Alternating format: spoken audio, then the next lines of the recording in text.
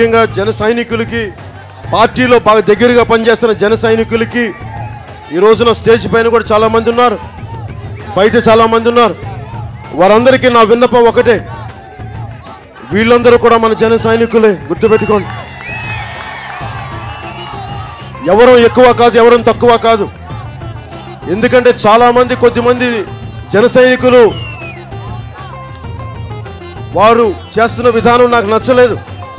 ఒకళ్ళిద్దరు బయట టీవీలోకి వచ్చి మాట్లాడటం, ఫేస్బుక్లో పెట్టడం, ఇది నాకు నచ్చట్లేదు. నేను ఏ పదవి లేకుండా 10 సంవత్సరాలు ప్రభుత్వాన్ని నిలబెట్టి ఈ రోజున రోడ్ల మీద తిరుగుతుంటే, ఒకవైపు దాన్ని చూసి ఆదర్శంగా తీసుకోకుండా మీరు కూర్చోబెట్టి నేను ఎమ్మెల్యేని సెల్ఫ్ డిక్లరేషన్ చేస్తే, బాబు మీ అందరికీ చెప్తున్నాను, అలాంటి వ్యక్తులకి, జనసేన పార్టీలో ఉన్న ప్రతి వ్యక్తికి సెల్ఫ్ డిక్లేర్డ్ ఎమ్మెల్యేస్ అయితే నేను వెంటనే బయటికి పంపించేస్తాను, గుర్తుపెట్టుకోండి. నాకు అలాంటి భయాలు లేవు. నాకు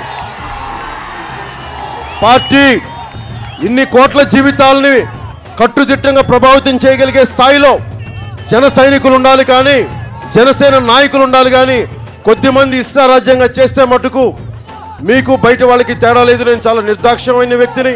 ప్రజా సమస్యలకు వచ్చేటప్పుడు పార్టీని ముందుకు తీసుకెళ్లే పరిస్థితుల్లో నేను ఏమాత్రం భయపడను. నన్ను బ్లాక్మెయిల్ చేద్దామని చెప్పి టీవీల్లో మాట్లాడితే, ఫేస్బుక్లో మాట్లాడితే పవన్ కళ్యాణ్ భయపడ్డామయ్యో అని చాలా చిన్నప్పుడు చూశాడు. జనసేన నాయకులుగా చలామణి అవుతున్న కొద్దిమంది మీరు జాగ్రత్త, డిసిప్లైన్ వహిస్తే మంచిది. లేదంటే దయచేసి మీకు అనుగుణమైన పార్టీలోకి వెళ్ళిపోండి, కానీ దయచేసి జనసేనలో ఉండొద్దు, నాకు ఇబ్బంది కలగ చేయొద్దు.